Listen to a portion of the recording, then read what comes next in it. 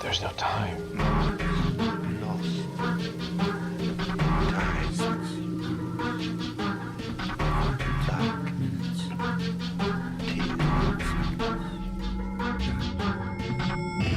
The time is 13 o'clock.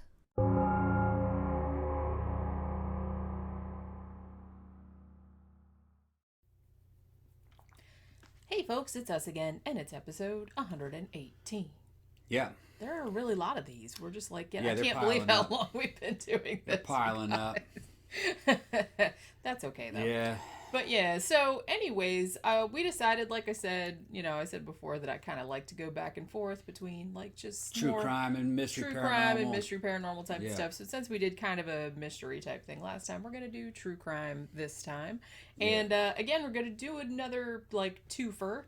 And this one is two cases that I have always found super, super fascinating just because they're like so weird and like convoluted. And obviously they were never solved. Yeah, you wrote about these, right, in the book? I did. Actually, these are two that were in the first volume of Yeah. Faceless Villain. One of them took place in 1902 and one of them took place in 1931. So I'm calling the episode Old Time True Crime. And these are both like really, really weird, convoluted, unsolved murders that I found very fascinating, and actually a lot of other crime writers found them very fascinating too, because they've been kind of written about a lot. So, Speaking of books, she's got what is it? Unseen Hand Part 2. Faceless Villain Faceless, Part excuse me, yeah, 2. I get that shit all confused. Faceless Villain Part 2. She's got that in the can. Yeah, For the second time. I still have to edit it, but Yeah. I've re-recorded it, and it actually ended up sounding a lot better. Because Yeah. you guys, it's like this. I keep running into this like technical difficulties, and I feel really bad because this was I planned for this to be out like months ago, but it's just I recorded the whole thing, and then like I was editing it back, and it's like a bunch of them were super fucked up, and then I was getting all these crackling and all this other kind of crap. I'm like, holy crap, I'm gonna have to re-record this whole fucking thing over again. And between 3 shows, the books, audio books, graphic design, having to go see 3 movies until we're suffering. I'm suffering, people, to go to the AMC theater 3 times a week. It's like, all right. And then we got holidays coming up. We got Thanksgiving coming. I got 2 turkeys in there. We've been really hurting for time. Haven't been able to do shady movies too often. Yeah. I made a comment the other day because we had a patron send us some really cool movies, discs. Remember that? Yeah, Jason. Yeah, Jason. Thank you very much, Jason. Thanks, Jason. So, and so we're definitely going to do at least, we're probably going to do all of them as episodes eventually, but we're going to do, probably do From Beyond next, I would think. Probably do From Beyond. And I want to do Man with Two Brains too, because I was like, that was the one I was most excited about because I love that movie so much, and I hadn't seen it in such a long time. So we've been really crunched for time this part of the season, so hopefully, it'll be over soon. Once we get this audiobook out. Yeah, I mean, that's kind of a big thing because it's so time consuming. I know, and got to do another show right now, and of course I had to pull out Google Con again, It's okay. Some people don't get mad, if I drink during the show. Okay. We had drinking. some people say, this is unprofessional. I'm not listening to a show with a guy drinking on there. Yeah, we're so professional. You were so guys. professional. We're sitting in our damn house. This is like a drinking on Sunday 1970s afternoon. talk show. Yeah. Like Merv Griffin, where the half the damn audience is soused. Yeah, that's what I mean. Charo's sitting there going, kucha, kucha, kucha. Drinking. Ricardo Montalban.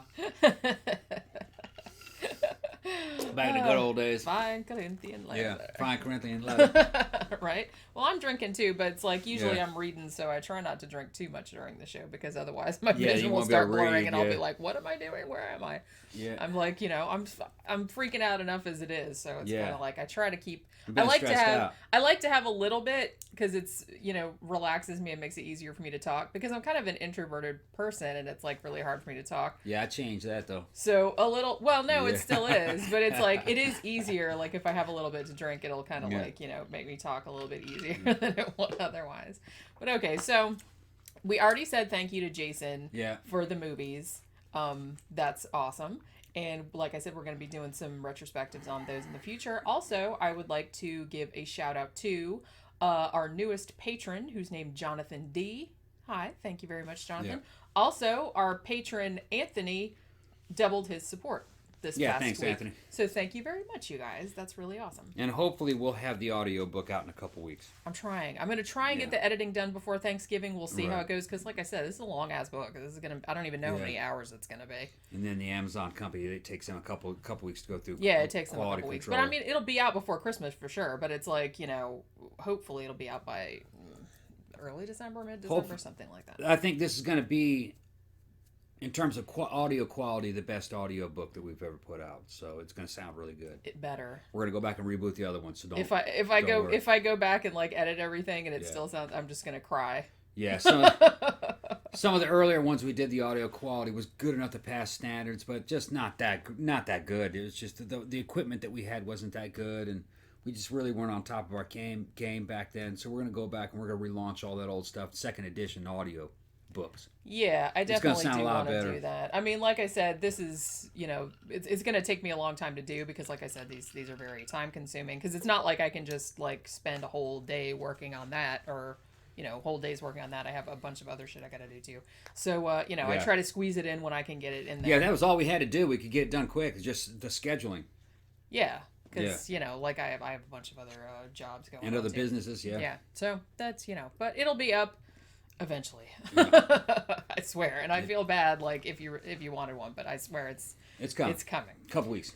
All right. So let's talk about a couple of these weird true crime cases. Now, if you read my first Faceless Villain, Volume 1, then you have read a little bit about these two cases. And like I said, these are two that I get asked about a lot when I do other podcasts.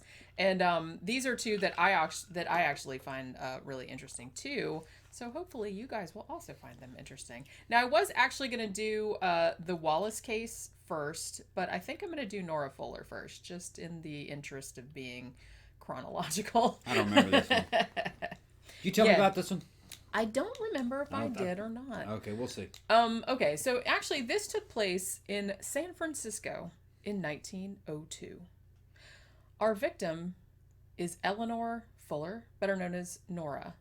She was actually born in China. Her dad was a seaman. Weirdly, her dad disappeared off his ship, like while he was on duty. I don't know if he got like washed overboard. Somebody tossed him. Or somebody tossed him overboard. Or somebody didn't like his ass. I don't know. But it's like they never found him, right?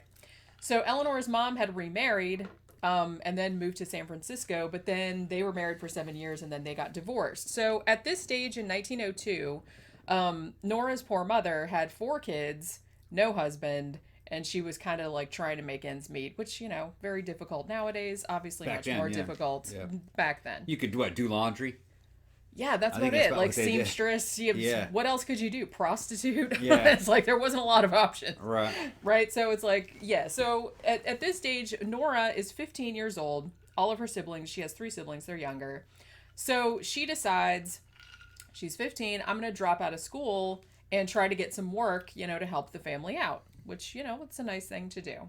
Now, what she wanted to do was to go into the theater. So that's what she was trying to do at first. She was like kind of like trying to apply to theater companies and, trying out, she could sing and stuff like that. But that evidently didn't work out. However, in early January of 1902, she sees an ad in the San Francisco Chronicle. And the ad says, wanted young white girl, because it had to be white. Young white girl to take care of baby, good home and good wages. So she says, okay, I can take care of a baby. So she writes for a nanny. Yeah, they were looking for a nanny, essentially. Yeah. So she writes to this person. Now, she gets a postcard in reply. And this postcard says, it's from a guy named John Bennett. And he says, I want to interview you for the position. Meet me at this place called the Popular Restaurant. It's on Geary Street in San Francisco. Either come at 1 o'clock, or if you can't come at 1 o'clock, then come at 6 o'clock.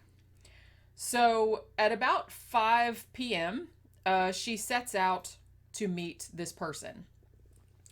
Now, about a little while after that, the phone rings back at her house, and her little brother answers the phone. And he says that it's Nora. Nora says, oh, the guy wants me to start work right away. I'm at his house at 1500 Geary Street, right? So he wants me to start right now, so I'm not coming back. So then the little brother says to the mom, relays the information. And the mom says, nah, I don't like that idea. Tell her to come back and she can start on Monday. So then, allegedly, Nora says, okay, and hangs the phone up. But she never comes home. Later on, they find out that there is no 1500 Geary Street. It's a vacant lot. Okay? So that's a little weird. He must have been waiting down there to snatch her. Now, here's the interesting thing, though. Now, at the popular restaurant where, she was supposed to go meet this John Bennett person, evidently there was a man in there, and he went up to the proprietor of the restaurant, who was named Mr. Crone, and said, hey, there's going to be a young girl coming in here looking for a John Bennett, and would you send her over to my table when she gets here? Now, they didn't know the guy's name, but that guy had been in there all the time. They said he was a regular. Like, for the past decade, the dude had been coming in there. They said we didn't know what his name was. We called him Tenderloin because the only thing he ever ordered was a porterhouse steak, and then he would eat the tenderloin part of it, and that's it. So that was the nickname they gave him because they didn't know what his name was. But they said he was in here all the time. So now they said that he was in there, and then he went outside like he was looking for somebody, and he was pacing up and down and stuff. But he was there for about half an hour, and then he left. Now they didn't say that they saw the girl show up there. Okay? But he said that his name was John Bennett and he was waiting for her, right? So then, after, Nora didn't come home, her mom actually didn't report her missing for, some sources say a few days, some say a whole week. I'm not really sure why that is. I'm not sure if maybe she thought, oh, well, I guess she decided to work anyway and they didn't really want to check on her or anything, but it just seems weird. But she did eventually report her missing. But they didn't know where she was for a month. Weird. Okay. Now, meanwhile, 3 days, I think it was 2 or 3 days before Nora Fuller disappeared, this guy, whose name was C.B. Hawkins, or so he said, comes into this realty office and he says, hey, I want to rent this house that you have. It was on Sutter Street. I think it was 2211. And they asked for references. He's like, oh, well, I'm not from around here. I said, I don't really have any. But the rental office said, well, he looked respectable enough. He was very clean cut looking. And, he looked like he had money and stuff. And he paid for a month in advance. So they gave him the keys and they sent somebody over there to clean it up and whatever. Now, apparently, this same guy also went to a bunch of shops around the neighborhood and bought furniture and sheets and stuff to put in this house, but only enough for one room. He bought a mattress, he bought some sheets, a couple pillows, a used chair, and a towel. That's it. It wasn't like he was furnishing a whole house. It was just one room full, right? So, no one thought anything about that at the time, like I said. So then a month goes by and somebody is, who has to do with the realty office is walking by this property on Sutter Street. And he's like, didn't a guy come in here a month ago and rent that? Because it doesn't look like anybody's living in there. And at this stage, it was getting to the point where the rent was going to be due again. So they were like, okay, well, let's go in there and see what's going on. So the guy goes in there and he's like, weirdly, the whole bottom floor, no furniture, nothing in there. And he's like, he goes up to the top and there's other rooms, no furniture. He's like, so there's one room at the end of the hall and the door's shut.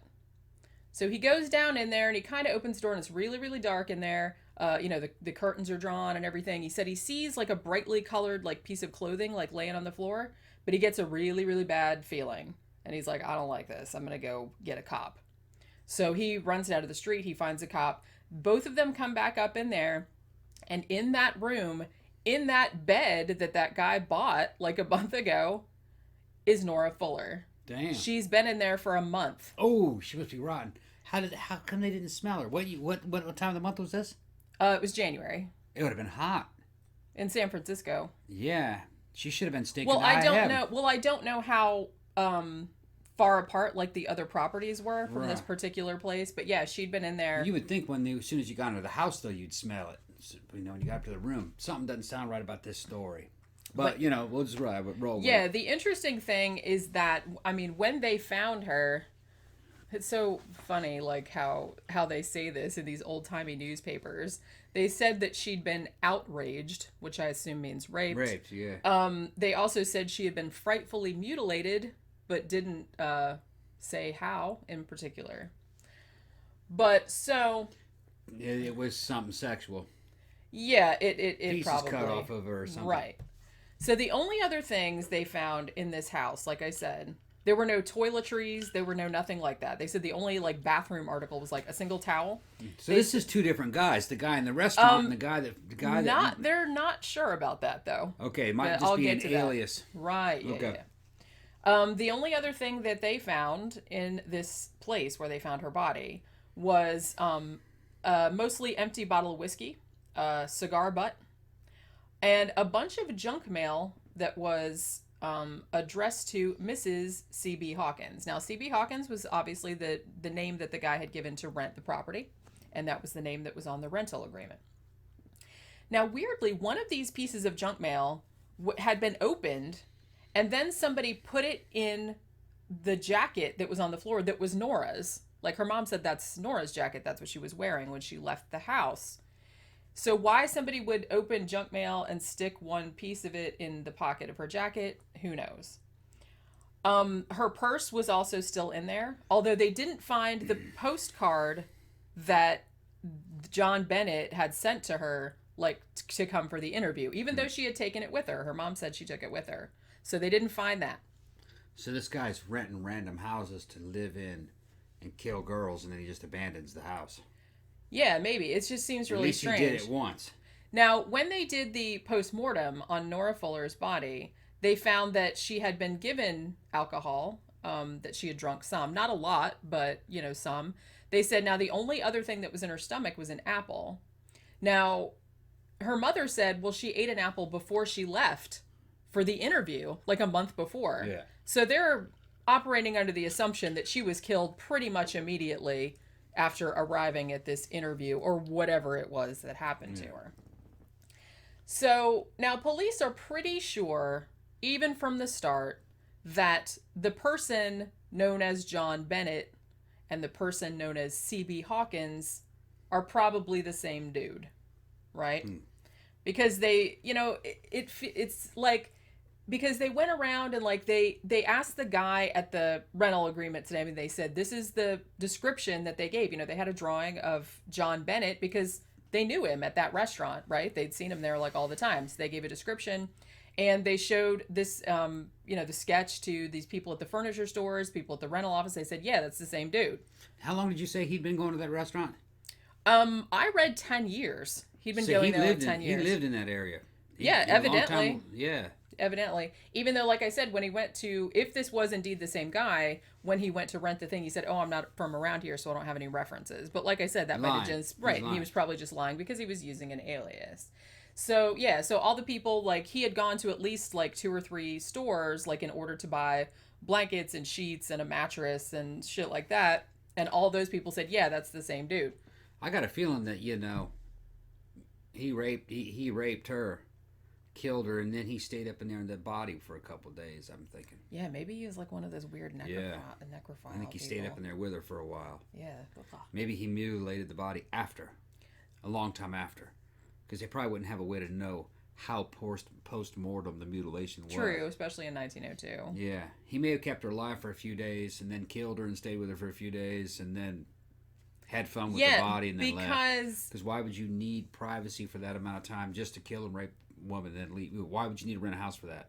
Yeah, and why not only would you why would you rent a house, but why would you go to the trouble of renting furniture just for one, or buying furniture just for one room? It wasn't something quick. You know what I mean? This was going to be something he was going to enjoy for at least a week, I would think. Yeah, it had to be something like that. There had to be some reason why he furnished it. He didn't furnish the whole house, just that one room, and only the necessary things.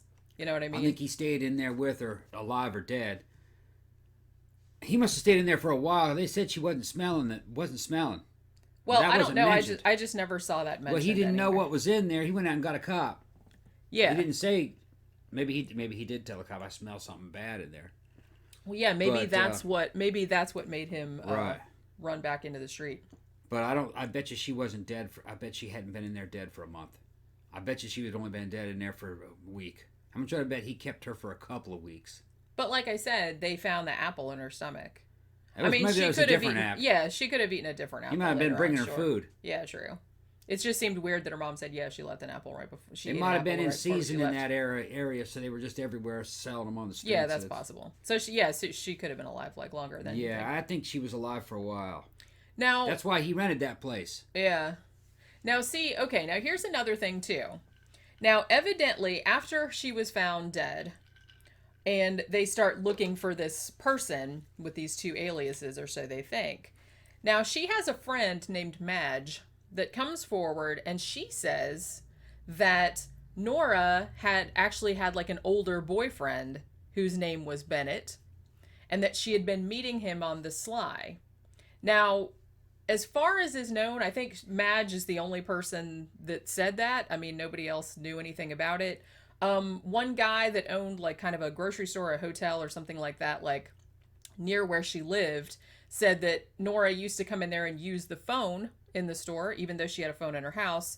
So that's kind of seen as another clue that maybe she was seeing somebody on the sly, and maybe this John Bennett was actually her boyfriend. Yeah, and maybe he killed her. Yeah, and Madge said, oh, well, that whole ad for a nanny that was in the San Francisco Chronicle, that was just a ruse to get out of the house. To get her out of the house so her mom wouldn't know about it, which seems a little convoluted, but whatever. I don't know if that's the case, but that's what her friend Madge said. Well, it was in the early 1900s. That sounds like something that maybe they would do.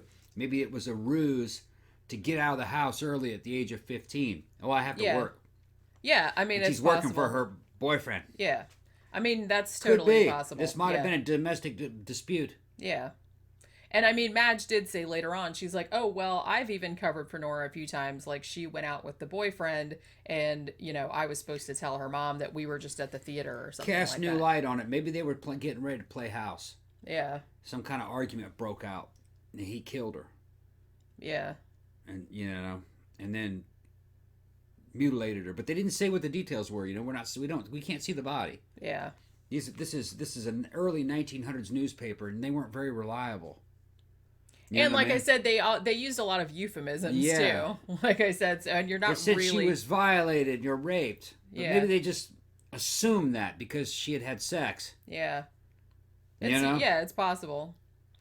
But yeah, so that's the thing too, and another weird thing is that, that might explain like her actually knowing this John Bennett person. That might explain why she called her house and gave them a fake address. Yeah. So they would know not to come looking for her. But then maybe she wasn't expecting to get murdered, obviously. Right. You know what I mean? But also, to me, I don't mean to interrupt. Go ahead. What were you going to say? I forgot. Okay. I said, but this also explains something else. He'd been going to that restaurant for 10 years. Yeah. All right. That doesn't sound like a prowling serial killer. Right. Prowling serial killer is not in a certain area for too long, and he's not going to use a place to hunt some kill. He's not going to use a place where he's irregular.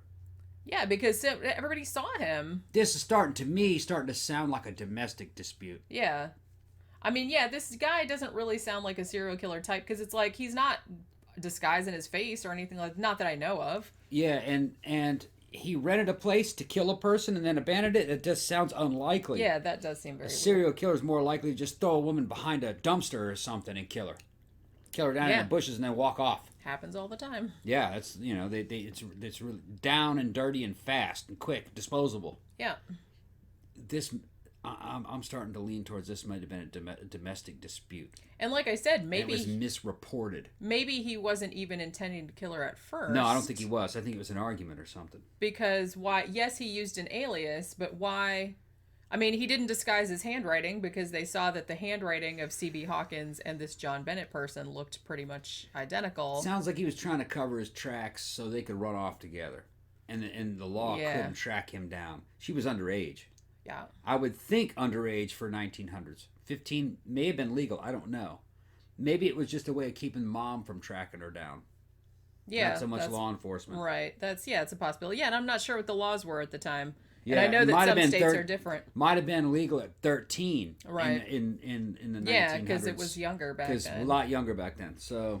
Now, People didn't live long. They got married very early. Yeah. Now, another interesting thing that happened, and this actually occurred, and they thought it was unrelated, but until later on. This actually happened about 3 weeks before they found Nora Fuller's body, about a week after she had disappeared. So, evidently, there's this guy who worked at the San Francisco Examiner, and his name, or so he says, is Charles B. Hadley. Now, he actually embezzled a whole bunch of money from the newspaper and then took off. Now, while they were investigating that, at the time not thinking it was anything to do with the Nora Fuller disappearance, because as I said, her body hadn't been found at this point. So they interview this Hadley person's girlfriend, whose name was Ollie Blazier. And she says that she saw the the postcard, the John Bennett postcard in the paper, and she said, that looks exactly like my boyfriend's handwriting, right? So she gives the police a bunch of handwriting samples, and they're like, yeah, that looks just like the C.B. Hawkins signature, and it looks just like the John Bennett signature. So we're thinking this is like a third alias of the same guy. She also pointed out that she's like, he's very well known for being all into the tenderloin, you know what I mean? Because at the restaurant they called him tenderloin because that was like what he ordered all the time. And she said, yeah, he's like really well known for that. She said another interesting thing too is that while most of the time he was clean shaven, she's like, he has a fake mustache, and I've seen him run around wearing it, because most of the people said that he had a mustache, right? Right. And they were even able to determine where he had bought it. It was like this little shop down the street from where Ollie lived. He had bought like a fake mustache there, and she said sometimes he would wear it like on the street for shits and giggles. And she didn't think anything about it at the time. That was his disguise. Later. Yeah, that was like his disguise. You catch him in his disguise, just to fuck around.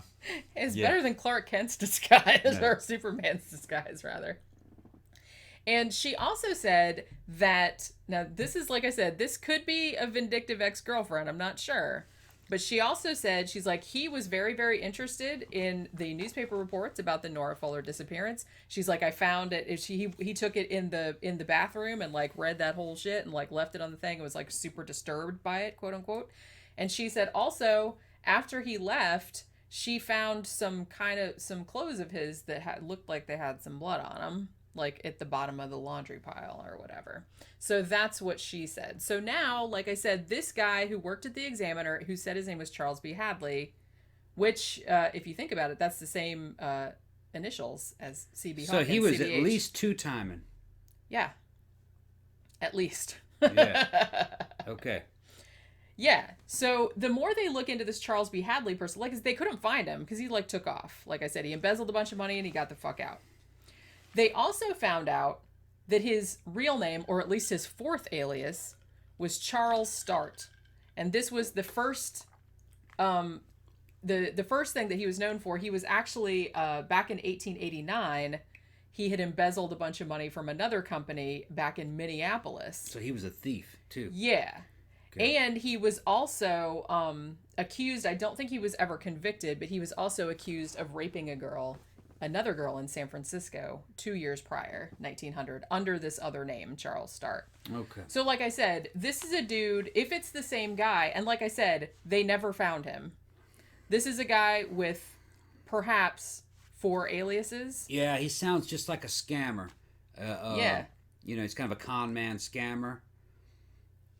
Now, every serial killer is some kind of a scammer, but not every scammer is a serial killer. I still kind of think that that he didn't plan to kill that girl.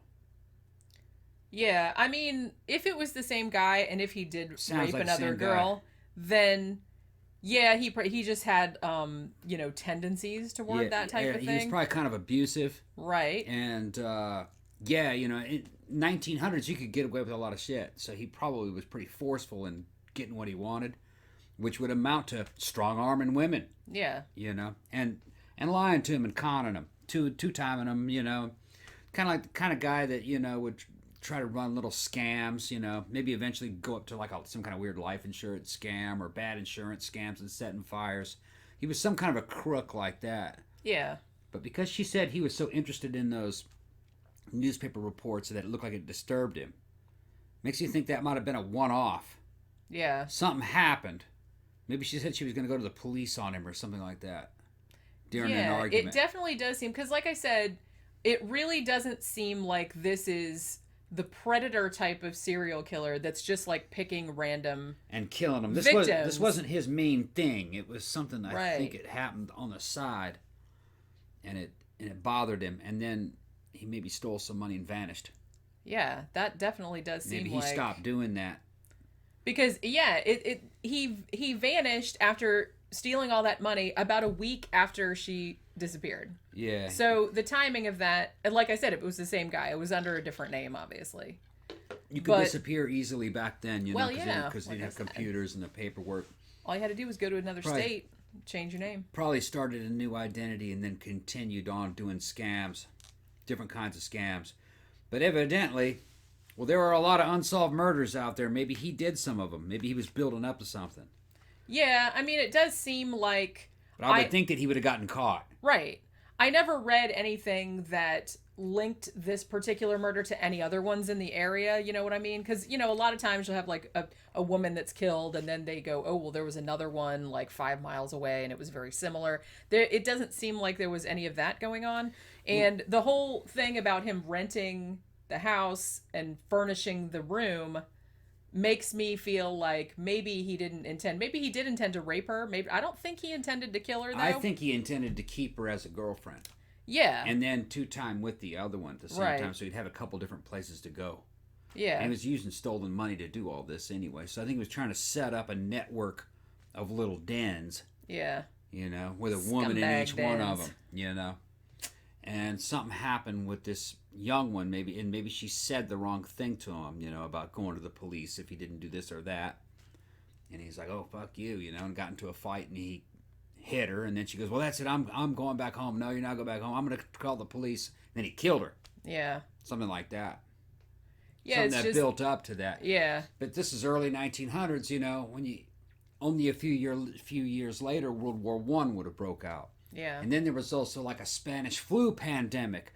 So a dude could have died or vanished in these in the things that happened in the early 1900s. It wasn't a good time. Yeah. I think he probably died. Although I say that a lot on this show. I think that dude died. Well, now... But usually if a guy leaves his fingerprints on something, he continues to leave his fingerprints on something. Yeah. So a lot of sources that I read said that they thought he might have committed suicide. It's a possibility. Like not too long after he vanished. He doesn't sound like a serial killer to me. That's what I mean. I feel like... because the whole thing... Here's an interesting thing, too. Now, the fact that he went to the popular restaurant and the fact that he ran this ad and he specifically went up to the owner of this restaurant that he was in all the time and said, hey, a girl is coming looking for someone named John Bennett. That's me. Send her over to the table. I wonder, was he like trying to establish some kind of alibi? Yeah, something like that. Because she didn't show up, I don't think, at that thing. So I don't know if they had some kind of prior thing where it's like, oh, well, you're supposed to show up at the restaurant, but don't show up, like just go right to the place. Communication and transportation back then was a lot harder. They didn't have cell phones. And, you couldn't just text somebody. Yeah. And she was a young girl. Maybe she got lost. Yeah, true. Maybe she was running late. Maybe that's what made him mad. Something like that. Because they did say that he was pacing back and forth and he seemed really irritated. I think he expected her. Yeah. Yeah. But that is, it's really weird the way he was like, hey, I'm announcing what my name is. And he's doing this in a place that he's been going to for 10 years. It's just, I'm just not buying it that this guy's a serial killer. Serial killers were a lot cleaner than that. And like I said, I think maybe he wasn't intended to kill her. Like no, I don't think he was. Maybe he said, "Oh, we're gonna run off together." Or something. Yeah. But like you said, she just did something that pissed him off, and then he just went off and. Yeah, it escalated into him strangling her. Yeah, I feel like that's probably the most likely and probably what ended up happening is that the newspaper exaggerated what had happened to the body and the girl. They said she was frightfully mutilated, but that's. Newspaper could say anything. Well, and that could mean a lot of things. That could mean a lot of different things. What does that mean? Right. Was she slapped? Was she punched? Did she have bruises on her face? Were breasts cut off? What are they talking about? Yeah. So I wouldn't. Yeah, usually put much when I was into like it. frightfully mutilated, I think of like Jack the Ripper. Yeah. Like they pulled out all your Well, organs. it could be that and the stuff. newspapers of the early 1900s, a lot of yellow German journalism, they wanted you to think Well, that. they wanted you to read it, obviously, Sense- because everyone's like, "Oh, I'm so sensationalism. scandalized." Yeah, but that's probably not at all what it was. She was frightfully. Could have been that she was just strangled. Yeah, it could have been, but like I said. But yeah, I definitely do think, because when I was first writing about this case, I'm sitting there going, now I wonder, did she really have this boyfriend, and was he really the one? But now, like the more I think about it, I think it's true. It seems more likely than, because of the whole furniture and the whole rental thing. It's like, why would you do that if you were just gonna like? He was gonna. quit it? He rented that place with stolen money, and he was gonna build a little love nest up there with this girl as a second home, and then he was probably gonna rent out the other the rooms, rest of it, sure. So and put her in charge of a boarding house basically, and probably run some kind of a business. Oh And yeah, then I never thought of that. You know what I mean? He's doing this with stolen money and using her as a manager to manage his boarding house so he can sublet the rooms. It was probably something like that. Argument broke out. He killed her. Yeah. Then he ran back to the other woman and was like, oh shit, and then washed his hands of it. And then went back to work, stole all the money, and, then got the fuck out of Dodge. Because he thought they were on his tail. Yeah. Something like that. But like you said, he sounds a little bit like H.H. Holmes. Yeah. He was kind of like a scammer. Like a kind scammer. Of went on into murder, or would just like murder people, and then they'd be like, well, fuck, now I gotta, skip town and like change my name again and steal some more money. I think it was an accident. Yeah. It was in the heat of passion. He Yeah. didn't plan it. And I think the newspapers exaggerated what had happened. Yeah, maybe. Or maybe he was just really mad. Maybe that's why he was so freaked out by what the newspaper said. He's like, oh, I didn't do that. Yeah. You know what I mean? Well, shit. That's not what happened. Yeah. I got to get the hell out of here. It's probably something like that. Yeah, I definitely do think that's like, the more I think about it, the more likely that seems. Right. But like I said, the only thing they know about this dude who probably had at least 4 aliases was, and I'm not sure how they know this, but pretty much every source for this I've said they thought that he committed suicide not too long afterward. So, I mean, obviously. Because he vanished. Yeah. Vanished, and there weren't any other crimes that fit that profile. Yep. But who knows? Because intercommunication between states in the United States in the early 1900s was bad. Yeah. Like States you said, didn't talk he to could each have other. He could have moved to another state on the other done the same shit. and done the same shit, and nobody noticed. Yeah. Because you wouldn't link it. You wouldn't be linked. Especially back then. All right, so let's take a break right now, and when we come back, we're going to talk about the fascinating Wallace case, which is so weird that, I mean, it's had a bunch of books written about it, like Raymond Chandler was like super into it, like all your really famous crime writers were really, it sounds like an Agatha Christie story. It's almost kind of like The Perfect Crime, but we'll kind of get into that a little bit later. So for right now, let's take a break, and we'll be back in just a couple minutes.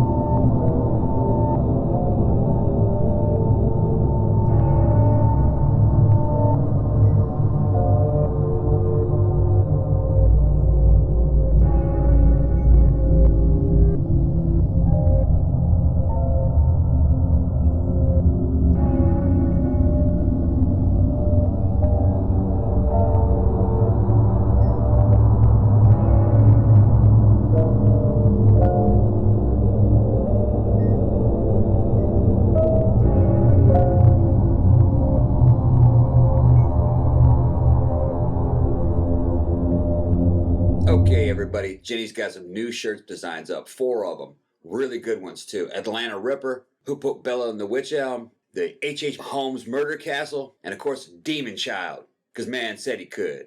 These are updated designs. I think they look really cool. Jenny did a great job on them. Were they fun making, Jenny? They were very fun, and thank you very much. I think they came out very good. Yeah, they get really good. They're very high quality shirts. Jenny and I wear our own shirts at certain times when we're trying to put a spotlight on ourselves, and you can put a spotlight on yourselves. If you go ahead and pick up one of these shirts today, you guys are going to love them. Links in the description, www.zazzle.com at 13 o'clock. Yeah, so go check out our store at www.zazzle.com/13 o'clock. We got these 4 cool new t-shirt designs, plus all our old ones if you'd rather get one of the old ones. But these ones are awesome, and you should check them out. They're also available in women's cut, and they look really cute. Ginny's got some. So thank you. Go check them out.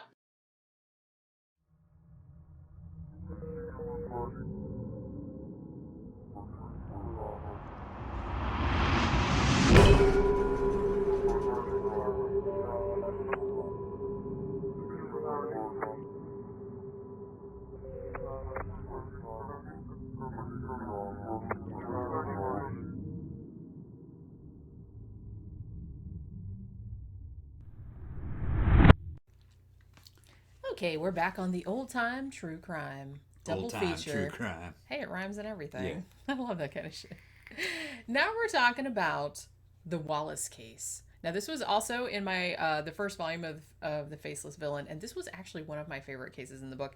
And honestly, this seems like a case that a lot of people really like. It's been written about by a lot of crime writers, P.D. James, Raymond Chandler, a bunch of people have kind of been fascinated. It's almost kind of like, you know, like Agatha Christie and shit like that used to write like those locked room murders where it was like, you know, how could this have happened? Because just all the details of it just don't add up. You know what I mean? It's a case like that. And people are still, it happened in 1931, but people are still like trying to figure out exactly what happened in this one. Because there's kind of, it could kind of go either way. And I'm actually not sure how I feel about it, how I stand on it. But so let's set the scene. I'm ready. It's 1931. This is on a street called Wolverton Street in Anfield, Liverpool, England. Got a guy named William Herbert Wallace. He's an insurance agent for Prudential. He's 52 years old. Also plays the violin. Also a chess enthusiast. He loves to play chess, even though all his friends say he's not particularly good at it. But he goes to a club and plays in matches and whatnot.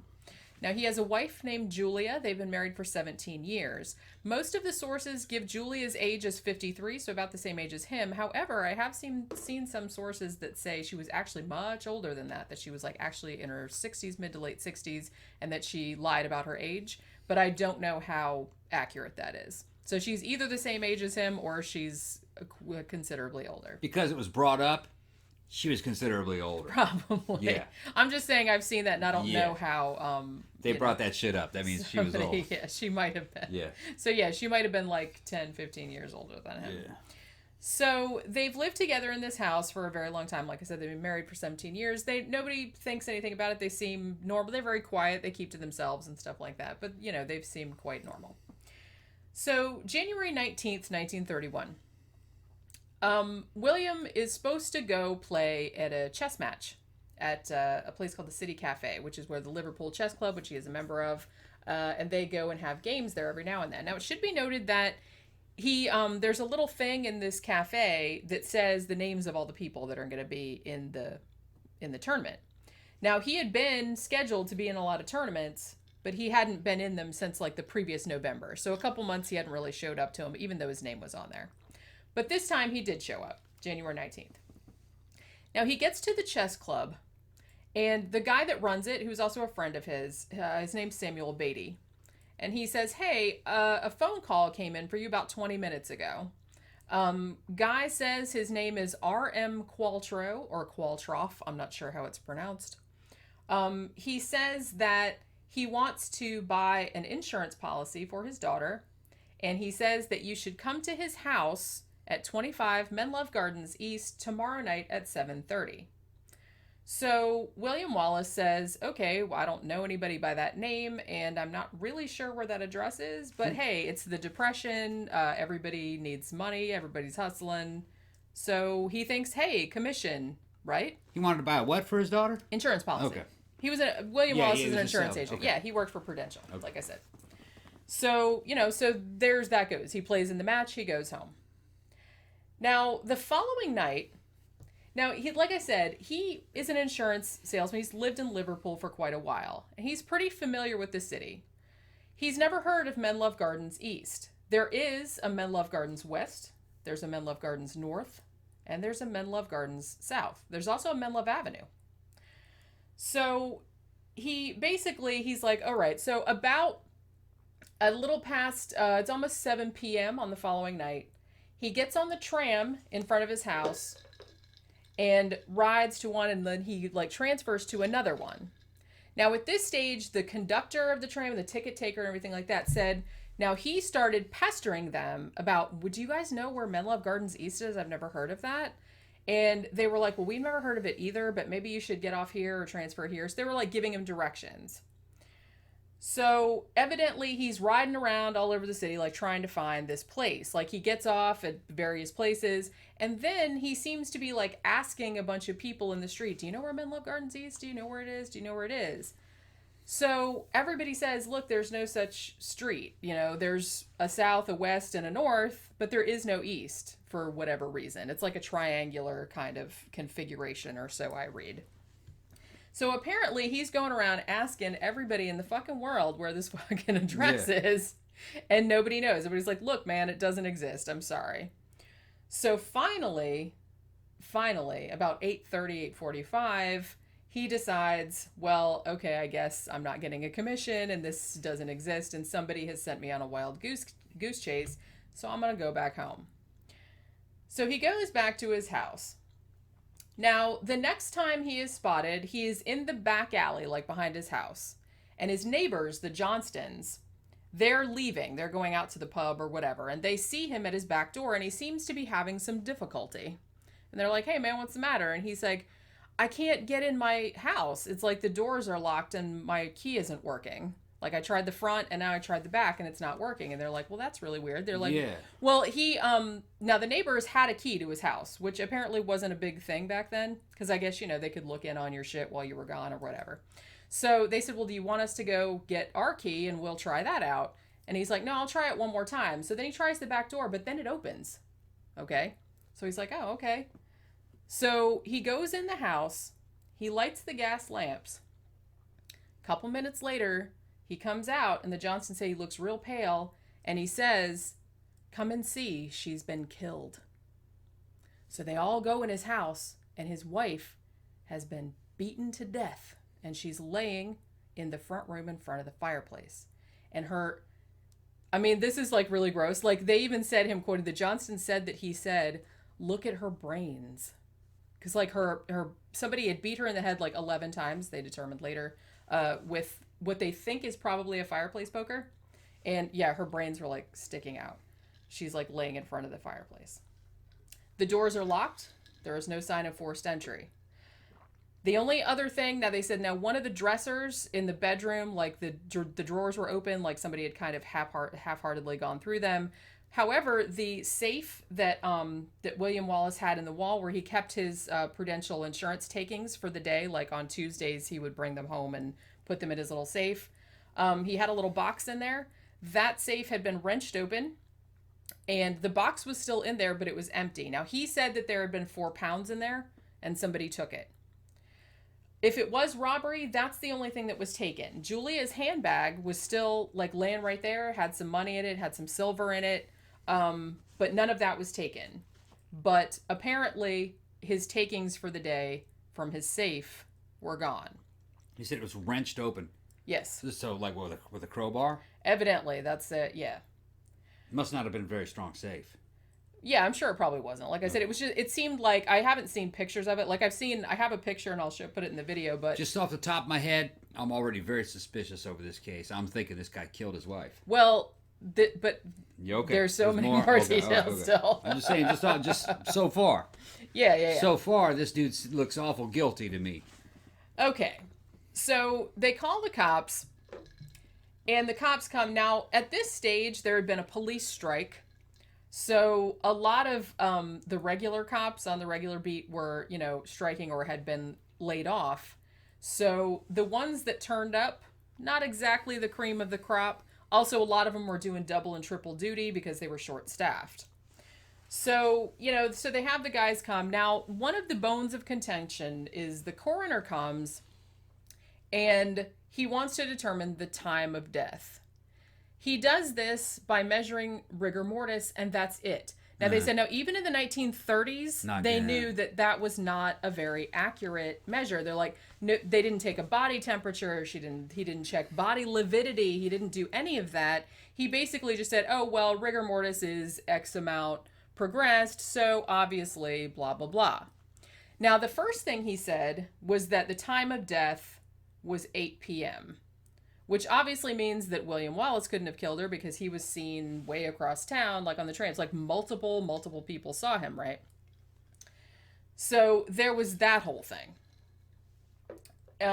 So then later on, though, just for no reason at all, he came out and he decided, he's like, oh no, never mind. Actually, she died at 6 p.m. However, this is also probably wrong because the kid who collected the money for the milk and also a newspaper delivery person both saw Julia Wallace alive between 6:30 and 6:45. Actually, the milk kid said that he even went to the door to collect the milk money and talked to her because they both had colds. And he remembered what time it was because there was like a church clock. And actually, the newspaper person also saw him standing on the door, the doorstep, and saw her as well and knew what time it was. So she was still alive at 6 o'clock, obviously. So that obviously wasn't right either. So they never did determine like what exactly the time of death was. So then, no, just like you said, because when somebody turns up dead in a situation like this, it's pretty much 99% of the time, it's usually the husband, the boyfriend. That's almost always what it is. And it looks like he's fabricated of alibi for himself. Exactly, and that's what they thought. They said, it seems really weird that he got this phone call the night before at the chess club that said, hey, come meet me at this fictitious address, and it seemed like he was going out of his way to get people to notice him. Yeah, and who would know about his measly little safe? Right, like who would care? Well, who would, like I'll get to that. We're going to get to that, but I'm talking about on the surface. I mean, this is all I know. Right. Okay. I would like, this is looking awful fishy. Although, here's the thing, though. And here's the thing. The neighbors see him trying to fumble and get into his... I can get in. That looks awful fishy. Yeah, they said that seemed kind of fishy, too. Although, like I said... Was he making sure that he was seen coming in? That's kind of what they thought. Or was he actually leaving and got caught leaving and then lied? Maybe he was making his escape. Who knows? Well, yeah, like I said... It just looks awful fishy. Right. That's what they thought, too. Yeah. Although it should be noted that the only, the only witnesses they have to him trying to get into his house were the neighbors. Right. You know what I mean? So it was just their say-so, so, I don't know. But yeah, that's exactly what they thought. They said, it seemed so convenient that you went off on this wild goose chase and you were conveniently gone, and so many people saw you... but then you come home and your wife is dead. And it's trying to make it look, it looks like he's trying to make it look like somebody who knows him sent him on a wild goose chase. Right. To get at his safe. Yeah. That's what it looks like. Right. But it looks fake. Right. But like I said, that's what the police thought at first too. Now they thought it was strange. They said, now another thing too is that Julia... They're like, look, if the husband didn't kill her, then it had to be somebody. It couldn't just be like a random robber, because there actually had been a lot of random robberies in the neighborhood in the months prior to her murder. It had to be somebody who knew them both. They actually called them the Anfield housebreaker. But they said it probably wasn't that, because Julia was super, super paranoid. Yeah. She did not like strangers. So there's like, it either had to be the husband or it had to be somebody that they both knew. That they knew. Because he would have had to have known about the safe. He would have had to have known about his job and how to get him out of there. Right. Would have had to have a way to get in there without forcing entry. Right. So they're thinking it had to be somebody that she knew or somebody that had a key. If you find the right person, this could be plausible. Well, yeah, and I'm leaning toward one thing, but I'm not particularly sure. All right. Now, another thing that kind of led to the police thinking that probably the husband did it and then later went off on this elaborate thing to try to establish an alibi was that they actually were able to trace the call that had been made from R.M. Qualtrough to the chess club on the night prior to Julia Wallace being killed. Now, the reason they were able to trace this call, because that wasn't a thing that they could really do very easily in 1931. Yeah, and did they keep records? They said the reason they could do it is because the person that called had contacted the operator and asked them to connect them to that particular chess club. And the operator remembered. So they knew, what it was. So they figured out that the phone call had come from the phone box only 400 yards from the Wallace house, which was right by the tram stop where William Wallace would have had to get on the tram. So some kind of neighbor. When he was going on, right. So it was right there, and it was right by the tram stop. So there was a call. He was called. Yeah. On this wild goose chase. Well, yeah, somebody else took the message. Both. Right. Somebody else took the message. It was somebody from their local area. Right. That's okay. So, right, so now we're getting somewhere. So they were thinking, okay, so the police are thinking at first, all right, here's what happened. The guy bashes his wife's head in, wrenches open the safe to make it look like a robbery. Then he goes to they are operating under the assumption that he made the phone call disguising his voice the night before to give himself an alibi. Even though Samuel Beatty, the guy who took the phone call at the chess club, said, I'm sure that wasn't him. But, he's like, he's my friend. I know what his voice sounds like, and I don't think that was him. So you'd have to set up the alibi call the day before. Yeah, but it could have been, like some people were saying, well, it could have been an accomplice, like it was another guy or someone that he hired or something like that. So, but they were going under that assertion. And then I'm going to say no, because an accomplice is a security breach. In other words, you have to be able to trust the accomplice with knowledge of your homicide. Right. Or that person has to do it. So then there's a bunch of mutual. It's too risky to keep. It's you know what I mean. It's too risky to have an accomplice to a homicide like this. So I'm gonna say no. I'm leaning unless toward they're no, but super amateur. Yeah. Which most of these guys are super amateur. But no, any hitman will tell you that you can't.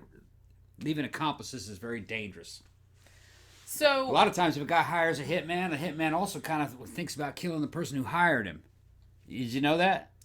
Well, yeah. It stands to reason. Yeah, because the guy, the client that hires you is your main security breach. Yeah. Security risk. So here was another thing that made the police think that maybe William Wallace did it. Now, underneath Julia's body, they found like a raincoat or a Macintosh type coat. And it belonged to William Wallace. Now, they said that whoever killed Julia, they said they would have been covered in blood. They said there was blood all over that living room. It was up 7 feet on the walls. They had just, scrapped the shit out of her head. There was just blood everywhere. Okay. So they're like, so whoever killed her should have been covered in blood. Okay. Now, the interesting thing is that they went all through the house. They checked all the drains. They checked all the sinks. They checked the toilets. Nothing. No blood. So they said whoever did this could not have cleaned up in this house. They would have had to be covered with blood. Yeah. Now, because the coat was found underneath her, the newspaper said, well, what William Wallace did was he was naked, and then he put on the raincoat and then beat her to death and then slipped out in the raincoat, then put clothes on and then left like nothing happened. That's a lot of forethought. There's kind of a problem with that, though. Like I said, Julia was seen alive by at least 2 witnesses, maybe more, between 6:30, 6:45. She seemed fine. She talked to somebody on the doorstep. Nothing at all amiss. Now, they said for William Wallace to have been seen where he was seen on the tram, because he was seen by multiple people on multiple trams. They saw him changing trams. They saw him in various other parts of the city. They said now for him to be on the tram where he was seen by multiple witnesses, he would have had to leave the house no later than 6:49. They're like, or he wouldn't have been able to get on there. So like, this is a 52-year-old man. He had a lifelong kidney ailment. He was in very, very poor health. They're like, there is no way that this guy beat the shit out of his wife, and stole his somehow own cleaned all this, wrenched open the thing, and then ran down to the tram stop. And there's just no way. To steal his own money. To steal his own money, to make it look like that. So again, there's this whole thing where Raymond Chandler, obviously the very famous crime writer, or mystery writer, he loved this case and he wrote a lot about it, and he calls this the impossible murder. He's like, Wallace couldn't have done it, but neither could anyone else. That's what he says. Now, did he have an insurance policy on his wife? He did, but it was very small. It wasn't anything worth killing anyone over. Like I said, and he was an insurance agent, so you'd think if he was going to do that, then he would know the ins and outs, and he would know maybe how to do it without getting caught. But they said, yeah, she did have but it was very, very, it was like 20 pounds, which was like 3 weeks' wages. Yeah, so he would have had no financial motive. There was no financial motive, right. The only motive he could have had was just to get rid of the old lady. Right. But then again, he wasn't a spring chick himself, so it's not like he was running after some 25-year-old. And they never could find any evidence that either one of them was having an affair. I have seen sources say that Julia was like paying some other guy for sex or something, but I don't know if that's true. Sounds far-fetched to me. That seems a little far-fetched. I mean, she was an old lady. I'm not saying old ladies like to get freaky too, but you know what I'm saying? It just seems like... The only thing I can think of is that based on the evidence. Is this all everything about the case? No, there's more. There's more? There's more. Okay, well... Now, only thing I can come up with now is that there must have been a neighbor that knew about the safe somehow. And some people are saying, okay, so here's the thing. And killed him and slipped back up into his apartment. It's like somebody who lived like next door. Right. That close. Like I said. So maybe they had time to clean. They could just go with blood-drenched clothing next door and get in there and clean up. Right, like maybe in a back alley or something like that. Right, yeah. Now, the interesting thing, too, like they found no blood in the house. They said the only blood they found in the house was this tiny, tiny, tiny little clot that was like, by the toilet or something. They said that couldn't be linked to anything. There's like, obviously, it would have been, the person that did it would have been like super bloody. And they're like, and nobody cleaned off. They didn't find anything in any of the drains or nothing. And no footprints. Nope. Nothing like that. That's weird. There was blood everywhere? Yeah. But nobody stepped in it? Yeah, they said it was just all over the wall. It was splattered all over the walls, and they said whoever killed her, it would have been splattered all over them as well. And that's weird. There was no blood was on the floor. Not that I ever saw mentioned. Because you would think that, there'd also be blood splatter on the floor, and then the killer would have been walking in it. Yeah, you'd think. Yeah. And the weird thing, too, is that both doors, like I said, if William Wallace didn't do it, when he came home from his crazy errand... both the doors were locked, or so he said. So I don't know if the person had a key, or if they just locked it and then left, or whatever. You know what I mean? You could probably lock it from the inside and shut the door. Yeah, maybe you could. So maybe it was that type of thing. Now, because of the shit about, maybe he just was naked and he put on the thing, and maybe all these people were lying about seeing him and blah, blah, blah, William Wallace actually did get arrested and charged with the murder of his wife. The trial only lasted 4 days, and he was found guilty. And they said, and the census is 1930s Britain, they did not fuck around. They said you were going to hang, and the date for the execution was only a month away. However, in pretty much an unprecedented move for that part, because it seemed like the judge wasn't buying it. Right. They said the problem was that William Wallace was kind of not a real gregarious, like not a real socially outgoing type of guy. He had those little round glasses, which reminded a lot of people of Dr. Crippen, the serial killer. And they said that he seemed very, not like he didn't care, but he just seemed very, very calm, like on the stand. So they thought that was a little weird. So they think that might have had something to do with the conviction, because there wasn't a hell of a lot of evidence. They just couldn't think of anyone else who would have done it or who would have had a reason to. But he did get convicted. But then later on, the judge was like, nah, it's like there's not enough evidence. That's ridiculous. So he overturned it, like before the execution. Like, so he wasn't actually in prison. So William Wallace wasn't actually in prison that long, and they actually just let him out. So the thing is, even if he did kill his wife, like I said, he didn't get any financial gain from it. He didn't really get much of anything from it, because after he got released, everyone still thought he did it. He had to get moved to another job in another town because everyone hated him. And he died only 2 years later from his kidney ailment, which he'd had since he was a child. Like I said, he was in very bad health. So it's not like he really got anything out of it if he did kill her, right? Now, the interesting thing about it is that, here's the thing. If William Wallace didn't do it, then who did? Now, the most commonly put forward person is this fella named Perry. His last Richard Gordon Perry. Now, I think this dude probably did it. I don't know if he did it with William's help, or if he just did it on his own. But listen to this shit. So Richard Gordon Perry had worked with William Wallace at Prudential. He was stealing money from the company, right? A little bit here, a little bit there, embezzling.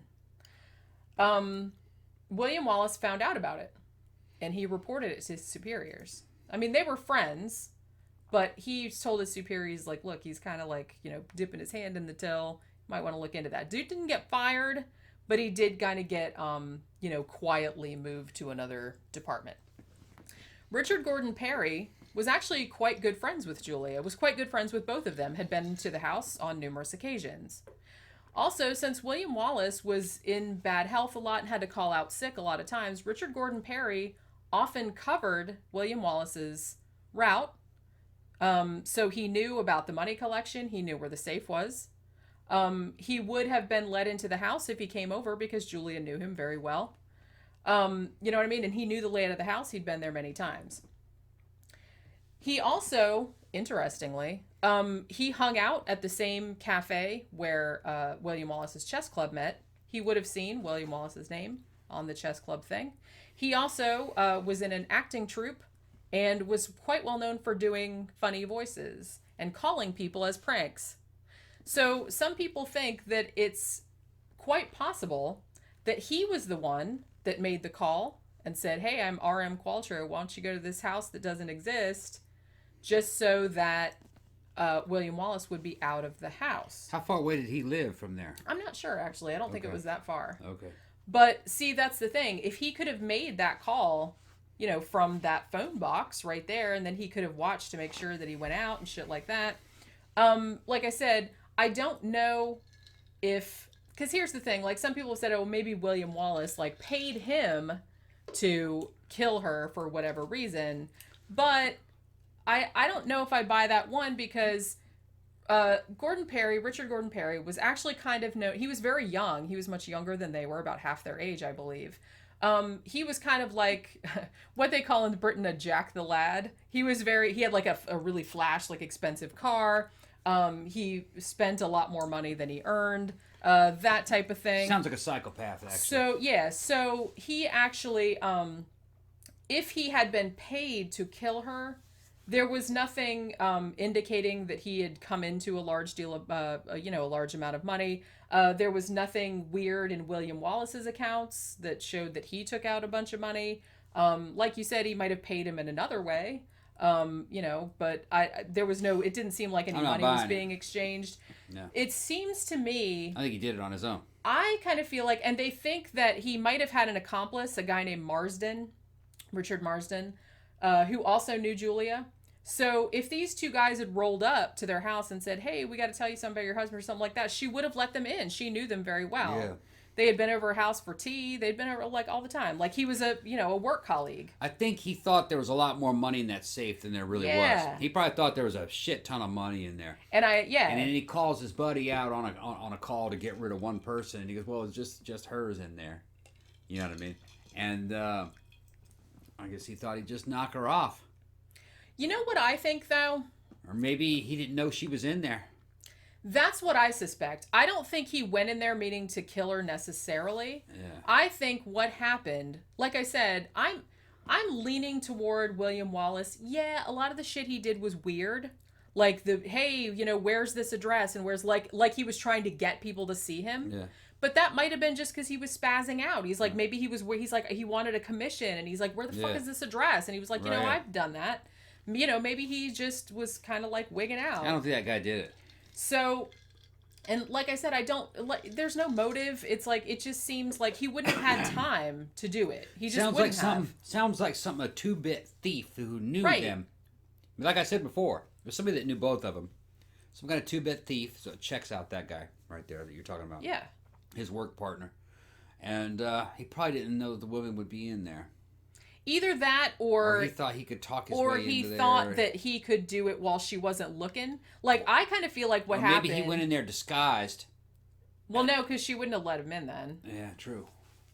I kind of feel like... I don't think he intended to kill her. Now, the reason that I've read this... I can't remember where I saw this, but evidently Perry would have known that Tuesday was the day that Wallace the most money would be in the safe, because that was the day that the weeks thing came in or whatever. I've seen that somewhere, so I'm not really sure. Because, some people are like, well, why would he call like on the Monday night? Why wouldn't he just go on the Monday night when he knew that William Wallace was at the chess club? Because he saw him leave, evidently, if he was the one that made the phone call. You know what I mean? So, but Tuesday was apparently the day when their returns came in, and he would go and put it in the safe, which Perry would have known because, like I said, he filled in for Wallace all the time because Wallace was very sickly. So I kind of feel like either Perry by himself, or Perry and this alleged accomplice, whose name was Richard Marsden, they roll up to the house and they're like, hey, we just thought we'd drop by and see you, Julia, what's up? And, she's in the living room making tea, and we're like, hey, we're just going to go in the kitchen for a second. We got to do something. And then, like, trying to wrench the thing open. Then she walks in, is like, what the fuck are you doing? And then they beat the shit out of her. Yeah, maybe. I don't think they went in there intending to kill her, maybe. Either that, or they didn't expect her to be home. Like, maybe they thought she would go with him on that, excursion. Yeah. You rip open you come up to somebody's house, though, unannounced. All right, and it's like a big deal. And then you steal from the safe and then leave. They're gonna know that you did it. Yeah. I think maybe it was just. I think you might be overestimating the guy. Could be that just this is no. We'll get him out of the house and we'll kill that woman and take that money. Yeah, it could be. Could have been, yeah. Yeah, it might not have she's been. old anyway. Yeah, true. They'll never know it was us. Yeah. We'll make it quick. And they're like, well, it's it's not gonna be much. Maybe it's gonna be 1,000 pounds. But that'll pay off. That'll help me pay the car. That kind of shit. It probably just psychopaths. Well, as long as nobody sees it, we didn't do it. Well, the interesting thing, though, is that it seems weird to me that if it was them, when they got the safe open and they saw that there was only 4 pounds in there, or at least that's how much Wallace said was in there. He said it was only 4 pounds, which I know was a lot more money back then than it is now. But I mean, that's still not very much. But the weird thing, too, is that even after they killed Julia, she had a handbag right there that had money in it. Maybe they didn't want to waste time looking through there, because you'd think it's like, oh, it's just measly 4 pounds. What else have they got? I think the guy was working alone. All right. Yeah. And I think he was delusional. He thought there was thousands of pounds in that safe. Maybe sometimes there was. Yeah. It just hadn't been a very good week. His imagination ran away with him. He's like, man, there must be a lot of money in there. Yeah. And then he killed a woman and looked, and there wasn't much in there. And he's like, damn. And he just left. He knew there wasn't going to be thousands of pounds in her purse. True. And maybe it was a traumatic event for him, killing the woman, so he didn't want to go back near to the body, and it just didn't cross his mind. Yeah, maybe to check the purse, because he was just so focused on the safe. Yeah. And then, gets the safe open, and there's quite a disappointment. Although maybe there is something that we don't know about. Maybe there was thousands of pounds in the safe. Maybe that guy, maybe there was stolen money in there, and the guy didn't want to fess up. Yeah, there might have been more in there than he said. Maybe they stole money together. Yeah, it could be. Maybe they had been fleecing that company for years, and there may have been 5,000 to 10,000 pounds in there. You don't know. Maybe he didn't want to rat out on himself. Yeah. There may have been more to it. I should add too that something that kind of is sort of bolstering the whole maybe it was Perry type thing. In 1981, this dude named John Parks comes forward, and he says, back in 1931, I worked at an all-night garage, and I was friends with Perry.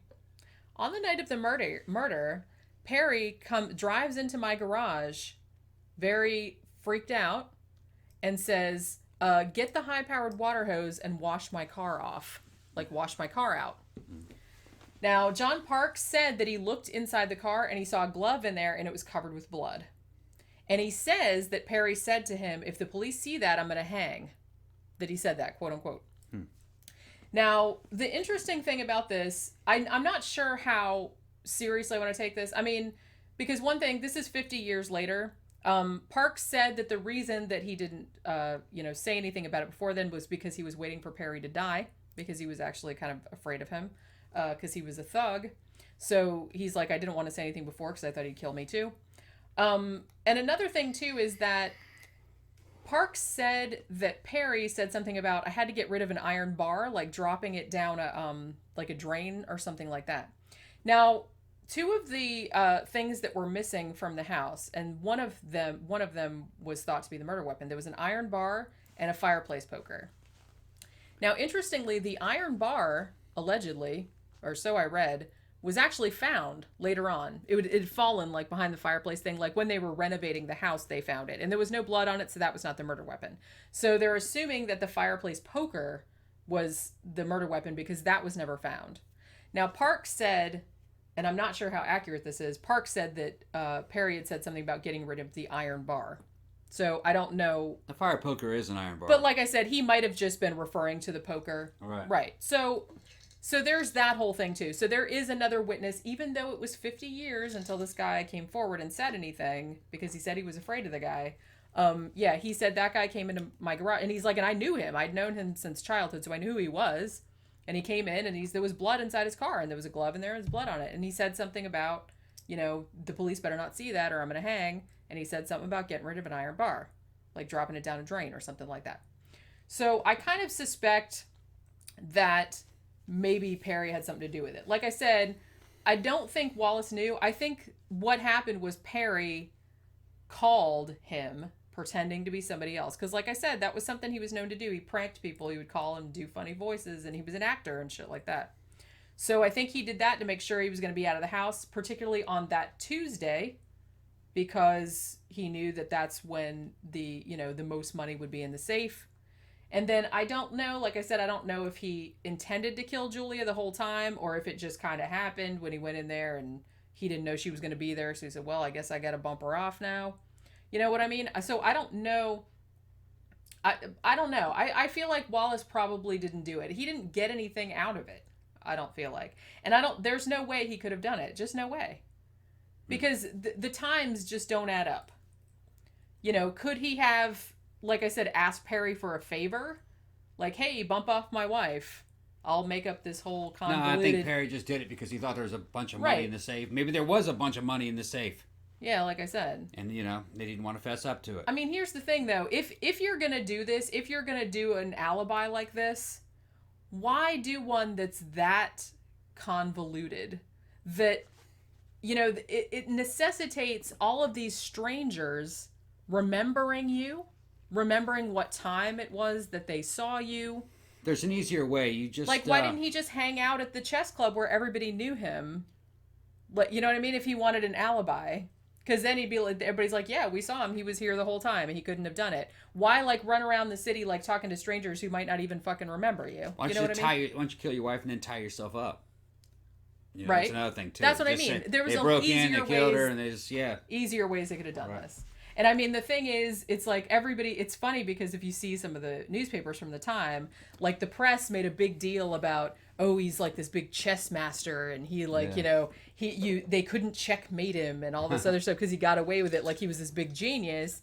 But everybody that knew him at the chess club was like, yeah, he loved playing chess, but he was really shitty at it. It's like he wasn't some fucking mastermind or anything like that.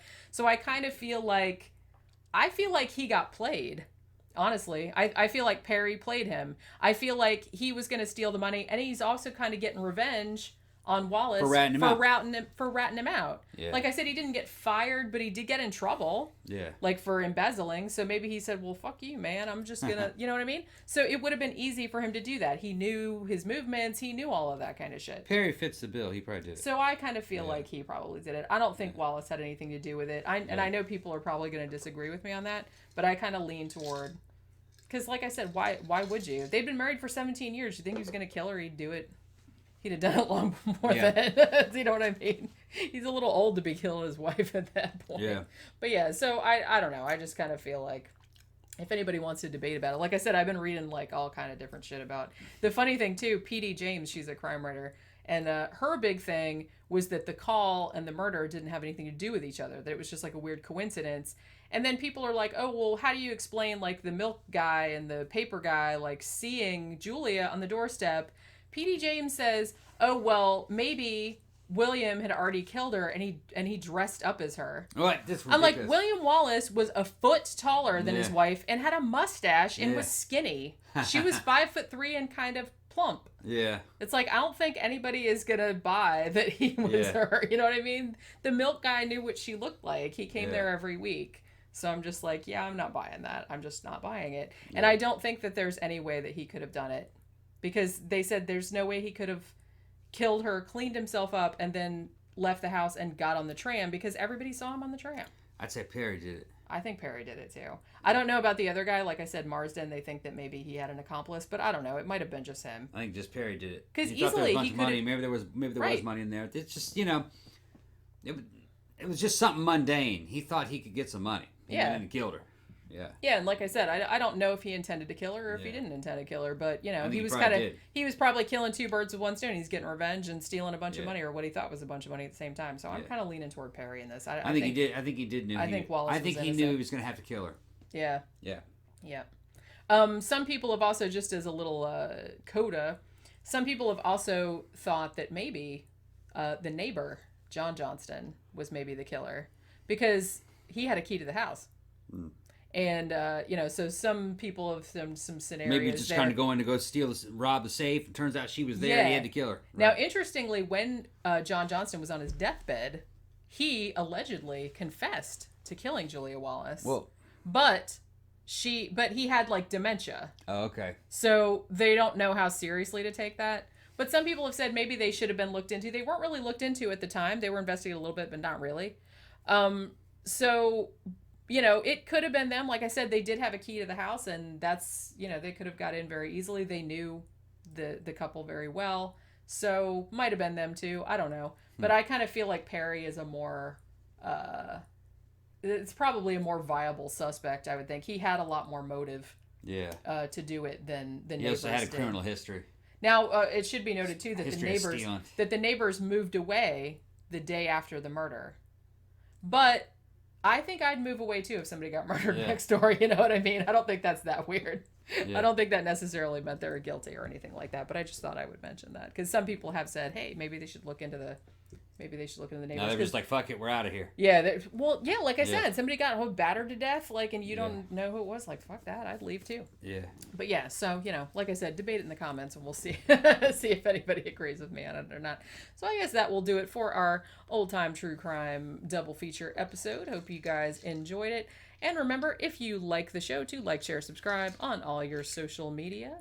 If you'd like to financially support the show, you can go to our Patreon page at patreon.com/13o'clockpodcast, or go to our blog, which is 13o'clockpodcast.wordpress.com, and there's a link in the sidebar to a PayPal account. If you'd like to give a one-time donation, it would be much appreciated. Also, check out our last movie retrospective, which was Nosferatu the Vampire, Werner Herzog from 1979, so go check that out. Also, check out our latest matinee. What did we review on there? Overlord, Girl in the Spider's Web, and The Grinch. Right. So go check that out too. Overlord sucked. Also, I liked it. Okay. And also go check out our Zazzle store at zazzle.com/13o'clock. There's a bunch of cool t-shirts and a tote bag. And that'll do it for episode 118. We will see you next time. Bye.